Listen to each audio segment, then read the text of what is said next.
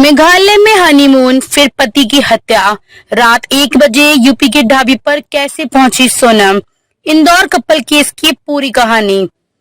11 मई 2025 को दो प्रेमी जोड़े शादी के बंधन में बंधते हैं। दोनों हनीमून मनाने के लिए बेंगलुरु के रास्ते मेघालय गए, जहां अचानक दोनों का फोन बंद हो गया।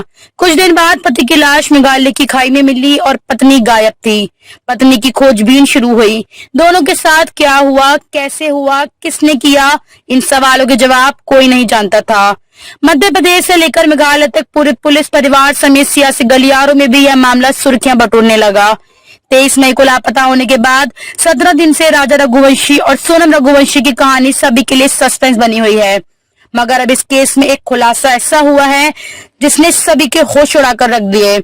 राजा रघुवंशी के मर्डर मिस्ट्री के पीछे कोई और नहीं बल्कि खुद उसकी पत्नी सोनम का हाथ था। सोनम के इस प्लान में 3 अन्य लोगों ने उसकी मदद की। पति को मौत के घाट उतारने के बाद सोनम उत्तर प्रदेश के गाजीपुर में मिली, जहां उसने खुद पुलिस के सामने सरेंडर कर दिया। पुलिस ने 3 हमलावरों को भी गिरफ्तार कर लिया और एक अन्य साजिशकर्ता की तलाश जारी है। तो आइए जानते हैं राजा सोनम की पूरी कहानी की शुरुआत कहां और कैसे हुई। 11 मई 2025 मध्य प्रदेश के इंदौर में ट्रांसपोर्ट कारोबारी राजा रघुवंशी और सोनम की शादी हुई।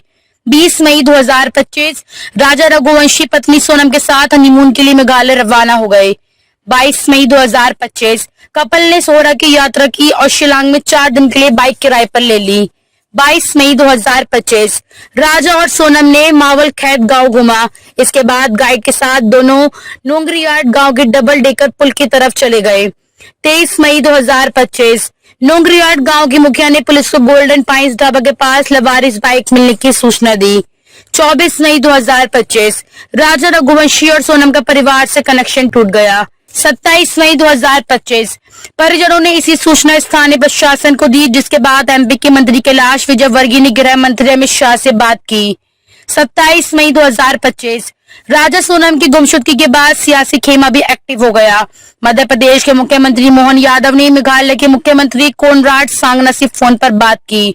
27 मई 2025 मेघालय की पहाड़ियों में पुलिस ने सर्च ऑपरेशन शुरू किया। इस दौरान बाइक से कुछ ही दूरी पर 2 लवारिस बैग खाई में पड़े मिले। 29 मई 2025 मेघालय में तेज बारिश के कारण पुलिस ने सर्च ऑपरेशन रोक दिया।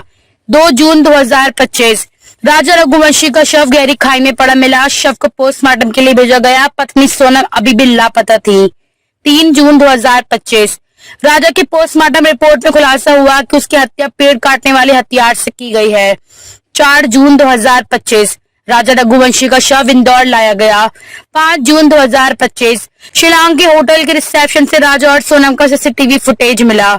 7 जून 2025 शिलांग होटल के बाहर का सीसीटीवी फुटेज मिला, जिसमें राजा और सोनम को देखा गया था। पुलिस सोनम की तलाश कर रही थी।